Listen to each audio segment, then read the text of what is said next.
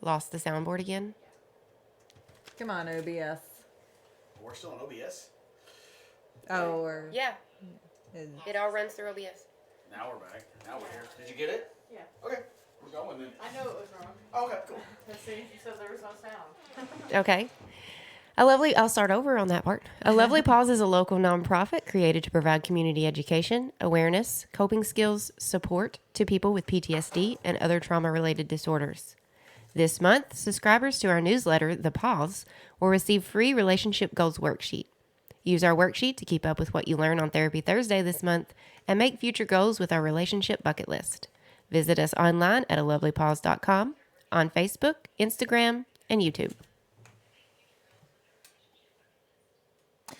and one more time, Affinity Counseling Services is located in Pickett, Arkansas, and Kennett, Missouri.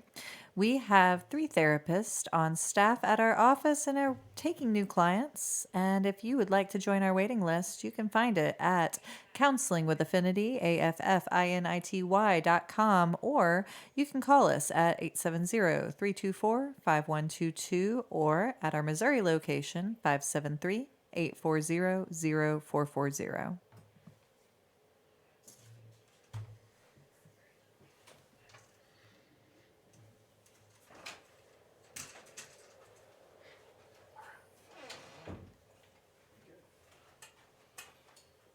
Oh, I've got to run the gauntlet now.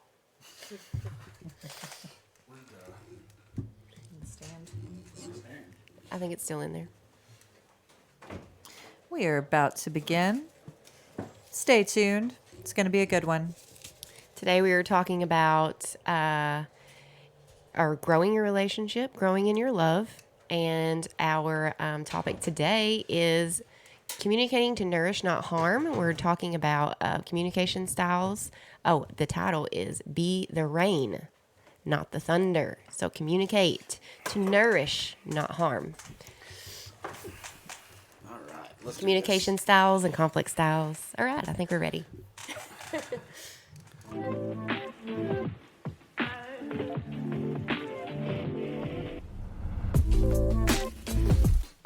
Therapy Thursday normalizes discussing mental health topics in a safe, supportive environment because not being normal is normal.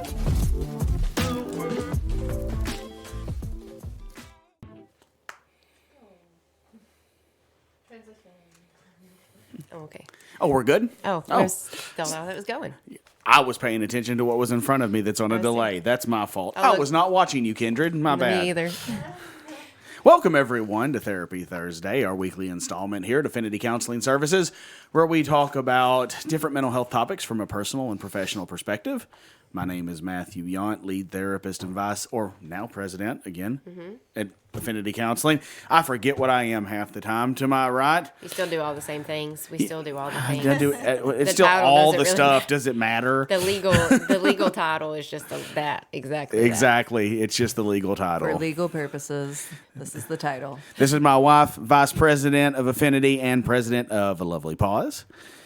This is Stacy, our Marketing Director here at Affinity and Vice President at A Lovely Pause. And taking your questions, comments, and concerns behind the camera, as always, is Kindred, our Office Manager here and Secretary at A Lovely Pause. Yes. Cool, I'm getting this. All right. Well, good. We are talking about conflict today? Communication styles and conflict styles. Communication and conflict styles. Well, that'll be a good one. Like you said, I Yeah. can do this one in my sleep Yeah. because this is what I talk about most of the time in therapy sessions, especially with couples. And I just finished a 10-week class over Yeah. it At BRTC. at Black River. So pretty sure I'm qualified to teach this one. I'm pretty sure you are. I hope so. So before we get started, is there anything that we need to discuss that's coming up as far as A Lovely Pause or anything with... We are still doing our raffle, Okay. so you can get a hold of one of the Lovely Paws board members, which would be Teresa Forrest, myself, Stacy, Kindred, Fallon Winscott, Fran Nelson, and I'm forgetting Kaylin Conley Harris. So all of those people are board members, and you can get tickets from them. You could also get tickets at First National Bank or at Forest Roots. And if you want to see what we're raffling off, it is a 45 quart or 45 gallon. I don't know. It's a 45. I don't think it's Tundra yeah. 45. I'm pretty sure it's quart. And Gallon would be huge. Huge. Yeah. I don't know. I don't know. I'm not very good at that kind of stuff. Me either. It's really big, is. decent sized Yeti cooler. It's navy, so it's really pretty, and it's the kind with the rack inside. So if you want to see it, it is at up at Forest Roots Bar and Grill, and yeah, you can sign up to win that. And we're going to be doing the drawing after the Super Bowl at Forest Roots, but you do not have to be there to win. Just we'll get your phone number and we'll give you a call if you win. Yep. Very cool. Tickets are 15 for 1 and 2 for 20, and it supports A Lovely Pause and helping people who have PTSD or other trauma-related disorders get the services that they need. Ted Gum, your elevator speech is getting good. Very good. I have to write it 17,000 times a day. You know how many times I've had to write our mission statement on legal documents? So many times. I understand. I get it. All right. So let's jump into today's topic. So we're talking about growing your love. And as we have probably stated before, and has probably been stated several times, communication is the key to a relationship. And most relationships involving two or more people, like especially when I get into organizations, teams, and companies and things like that, everybody says the same thing. Number one problem is communication. Number one problem is communication. And it's so funny that that's the number one problem, because it's like the thing we do from the moment we're like born is we start communicating. It's through body language, cries, different sounds first, but then eventually we learn how to make noises with our mouth that indicate like what it is that we mean and need. And you would think at this point in our lives, we should all be really good at communicating, but we suck at it. We don't all have the circumstances to be taught how to properly communicate. No, we don't. So what are the barriers that you see to proper communication? Either one of you. Avoidance of communication, just period. That's a lot of like what of my experience is. You might talk about it a little bit right as it's happening, but then you really didn't kind of talk about it anymore because feelings are kind of uncomfortable. So, and I'm not necessarily saying that's how it always was, but that was the majority of time. If something happened, it happened, and then you just kind of didn't really talk about it anymore because it brought up uncomfortable feelings, and so you just kind of avoided it. So you just kept it in and didn't really talk about it and held it all in yourself. Yeah, absolutely. So there's the not knowing how, the avoidance of it. What else gets in the way? Emotions. That's a big one.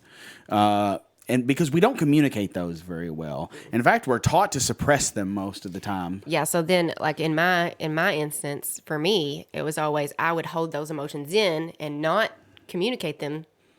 And then when I would finally communicate them, they would be built up in so much that it would just come out as like anger, just rage, just neuroticism or anxiety, panic. It would just be, it's like over the top dramatic emotions. And so, I have PTSD. So that automatically makes you have those over dramatic reactions, but then holding that in just amplifies it that much more. Sure. Yes, it does.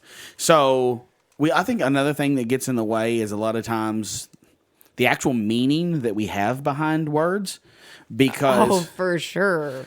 Because we all know that there are definitions to words, but they don't always have the same meaning to everybody. And what I'm trying to communicate to you may have a very different meaning, even with some of the words that you think would be the most simple. Because I could say I'm mad at you, but what I really mean is I'm hurt, or I'm scared. But I'm saying I'm displaying anger, but really underneath that is something else. And that seems to be one of the hardest things about communication consistently is understanding the subtext underneath what's actually being communicated. Because a lot of times what people are telling you is not what they really mean.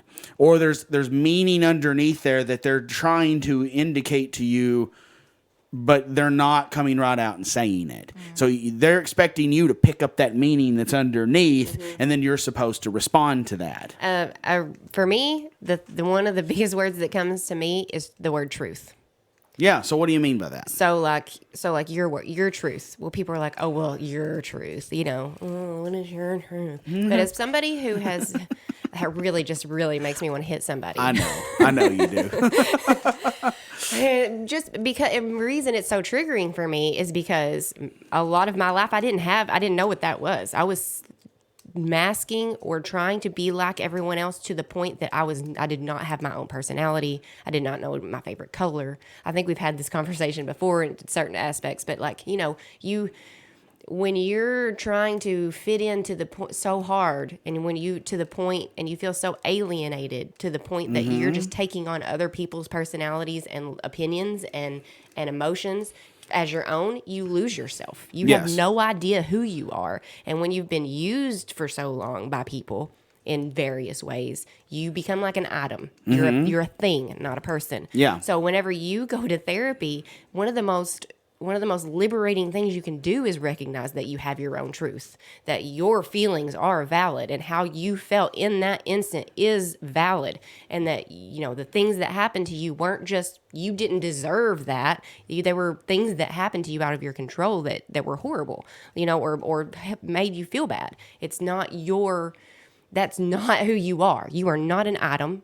And you are not somebody that somebody can just take advantage of. So, and you're not the accumulation of everyone else that you've tried to be. You are you. And so for people who've been through trauma, especially like, severe trauma, being able to find that within themselves and know their own favorite food, their own favorite color, who they are on the inside, and knowing that they have a truth that is only theirs. Yeah. That is super important. Yeah. To healing. And so being able, or going up to someone or saying to someone who has been through trauma, saying, well, you don't have a truth. There's only one truth or this truth. Yes, you are correct, but at the same time, they still have their own personal truth in that own way.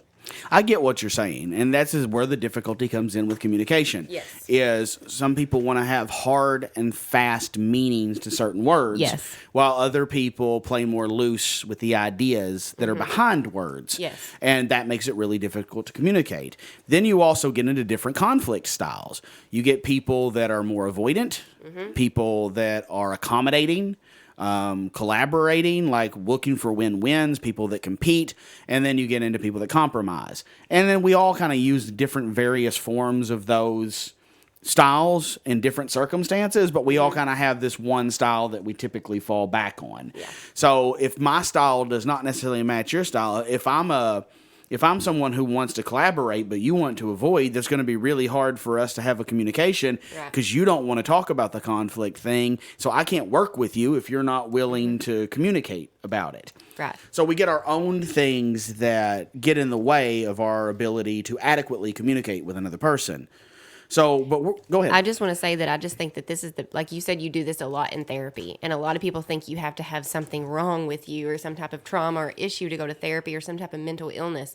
But communication and learning your communication style and learning conflict is one of the most basic reasons to go to therapy. And I just want to throw that out there. You don't have to have something wrong with you. Figure out your style and how to better communicate with people. Yeah. That's going to change your relationships across the board. Really, it is. Yeah, absolutely.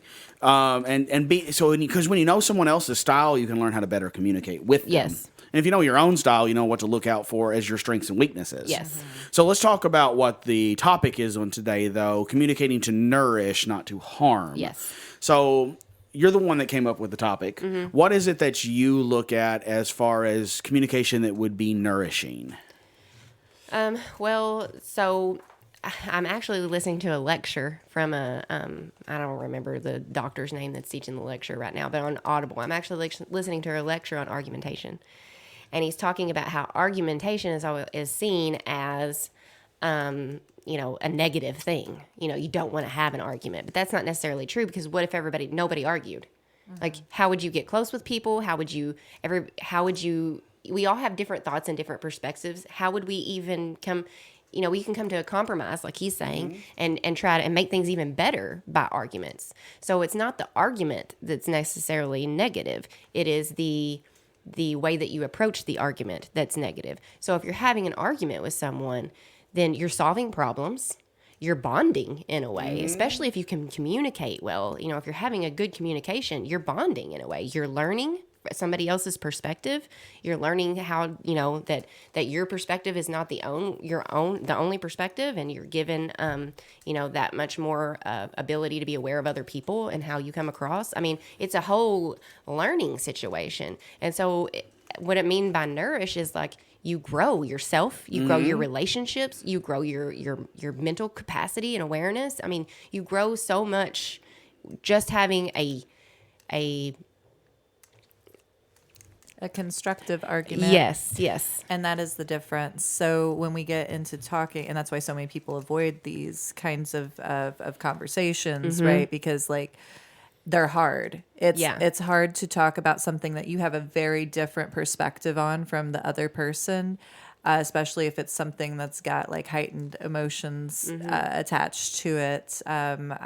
When you're in a relationship with somebody, you can be viewing a situation that happened and how they handled it completely different ways, right? And trying to talk to the middle of that and like communicate to each other like where the other's coming from. A lot of times it can be hard to not be like, oh my gosh, but you were being such a meh. And Which goes back to no blaming. Like, you don't blame people. So like there's actually things to learn, like lessons that you can learn as far as what not to do and what to do in communicating properly. Sure. You're not always taught those, you know? And so how do you learn them? So let's talk about that, because like I think we all have been in that boat of like letting our emotions carry us away with like, you know, with talking to people of different perspectives, and we're not gonna find our way to the middle being raw at each other, right? So like what are things to avoid when we're in those kind of conversations? Okay, so I think if we're going to look at healthy communication being built for nourishing someone. Yeah. The nourishment, what we're looking there is like you want to get a certain result. That's what you're looking for. And that result may be a closer relationship. It may be an outcome that is a shared desire, whatever it is. And so if we're going to avoid certain things, we need to know what it is that we have to develop in order to know what we need to avoid. So if we look at a team development, there's a team development model that I use. And that team development comes from a book. It's called The 5 Dysfunctions of a Team, but it works really well for any group of people, personal relationship. It doesn't really matter. And here's essentially how that model breaks down, is that first, with every group of people, there has to be first develops trust. But that trust has to be based on vulnerability. It has to be based on openness, the ability to communicate, the ability to admit weakness and show weakness and feel comfortable with that. So there's that first, the development of trust based on vulnerability. The next thing that comes into play then, if we have that, is we can develop healthy conflict. And healthy conflict just means that we can disagree but still come to some sort of resolution. It doesn't have to be a consensus even. We just hear each other out. And then once we hear each other out, it moves to the next phase, which is commitment. If I hear you and you hear me, even if we don't agree, like you and I don't always agree, but we do commit to things. Even if I don't agree with your way, I can commit to it, or vice versa. Or with our group decisions here at work, we don't always agree, but we find the thing that we can commit to. Yeah. So it's through that we agree, we get to commitment. The next thing that once we have commitment, we can move into accountability. And that means I can hold you accountable and you can hold me accountable. Be like, we agreed on this, so we're going to do it. And because, you know, you have effect on every, you know, like if you're in a relationship, what the wife does has an effect on the husband. What the husband does has an effect on the wife. So if you agree on something and then you start not doing it, then that's that other person's ability to, you know, hold you accountable, and your responsibility to be held accountable, and vice versa. Right. And then lastly, once you get all of that, so you get the trust, conflict, commitment, and accountability, then you finally get results that are repeatable and that last. And so that's what you're looking for, is you want to start with that trust. So the thing to avoid is basically anything that erodes trust in a relationship. So you have to be able, you can't be dismissive. You can't be overly aggressive. You can't be belittling or demeaning or dishonest or demoralizing. You have to, at all costs, blaming. You have to, at all costs, avoid anything that would erode trust. And if it, for any reason, you do fall into a trap where you do something that erodes trust, you have to immediately recognize it, come back, be vulnerable, admit, hey, I messed up. Right, because we're all human. We're going to do it at some point. Sure. I mean, especially if we have, like me, I can still get emotionally hypervigilant. I can still get triggered. I can still have these things that make me explode. And sometimes I still do it. So what I have to do is be like, okay, I did that. Take responsibility for it. Go back and apologize for it. And then try not to do it again, you know? And so that's our responsibility to do. So we have to be able to do that as well to be good communicators, because if we can't do that, then that's eroding that trust as well. Absolutely. And this is across the board in relationships. Oh, yeah, this is for not sure. just for our romantic relationships, right? This is like Mm-hmm. I just did that exact thing with my son River, because Yeah. like I got super frustrated and like was not like didn't handle it at my most primo, and I came back, I was like, look, like the thing that you did like still wasn't what I was what you were needing to do, but I should have handled this way. Yeah. And it set the foundation for us to like come back around and him to not feel so hurt to where he couldn't be receptive to what I was talking about. And us to build from there, because like of that, me being vulnerable, I'm not this all-knowing parent that's always like, you know, got all of the right words and all the right moves, right? And Yeah. none of Yeah. us do in any of our relationships. You're gonna mess up.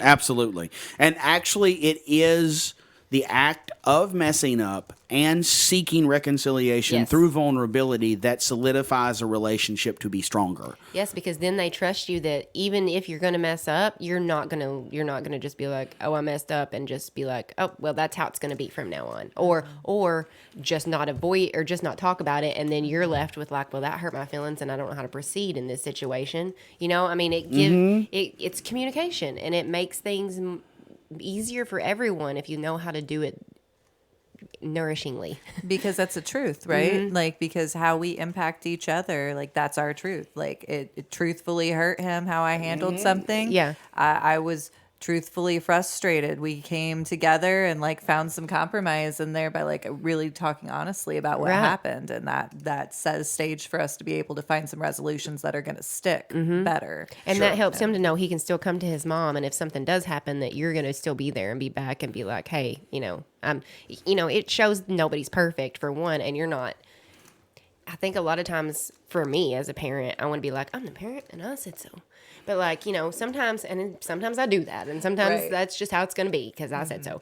But sometimes, We need- almost always, as far as I know, give an answer.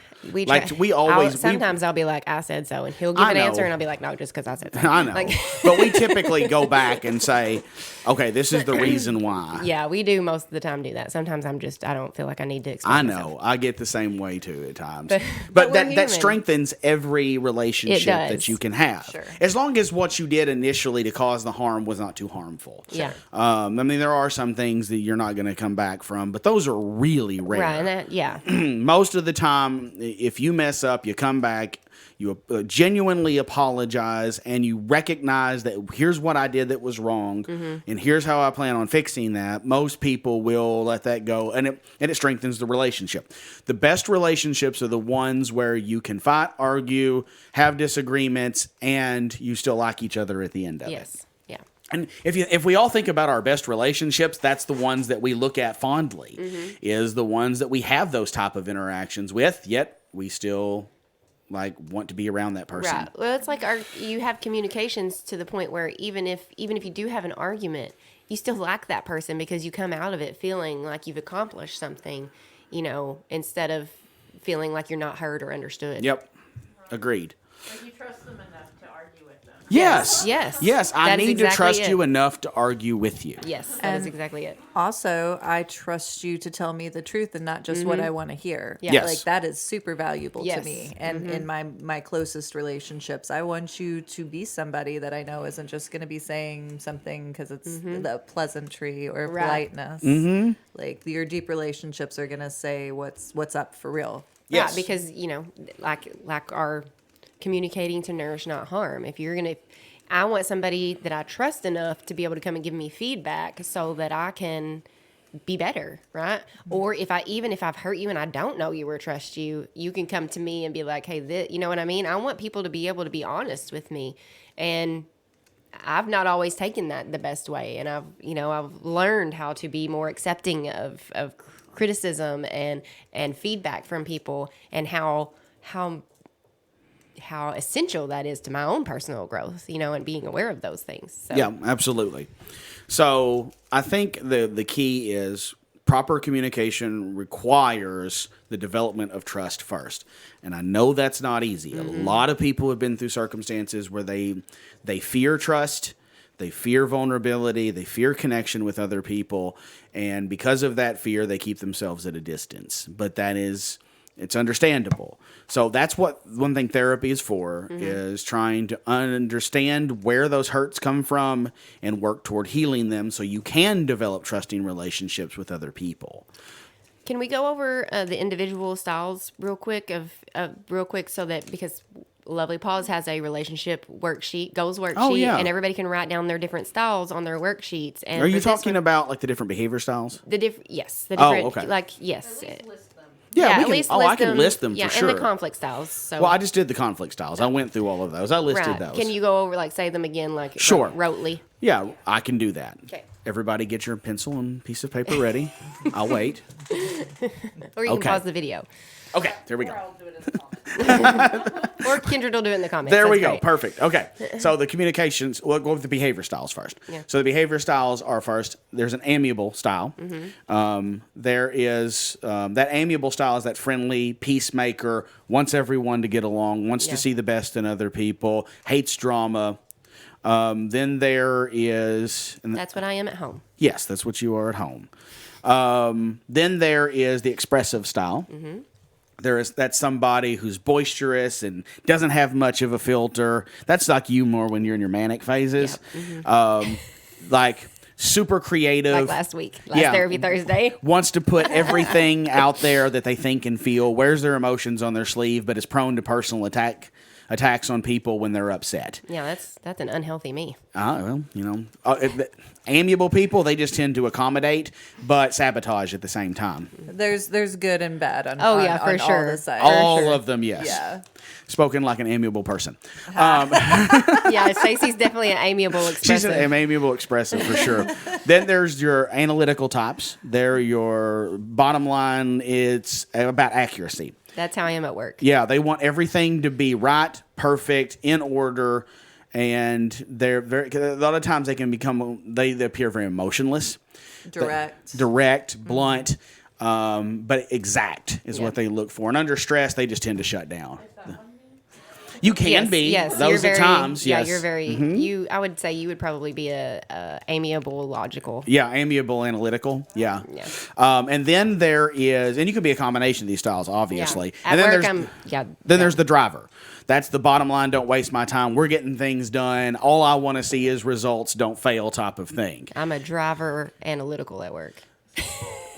And then some, and so those are the communication styles, or I'm sorry, the behavior styles. And then the conflict styles, there's accommodating.